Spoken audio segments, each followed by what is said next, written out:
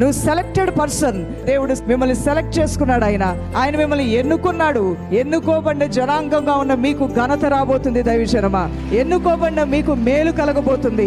నీకు ఇష్టమైంది నీకు నువ్వుగా ఎన్నుకున్న తర్వాత అది బజార్లో పడేస్తావా, రోడ్డు మీద ఇసిరేస్తావా, చెత్తకుండీలో పడేస్తావా? నీకు ఇష్టమైంది, బాగా ఇష్టమైనటువంటి ఒక ఫ్లవర్ వాజు పూలతో ఉన్న దాన్ని నువ్వు తెచ్చిపెట్టుకున్నావు, దీన్ని తీసుకెళ్లి ఇసిరి అవతల పడేస్తావు. నువ్వు పడేయవు కదా. ఎందుకు కొనుక్కొచ్చుకున్నావు విలువైన దీన్ని?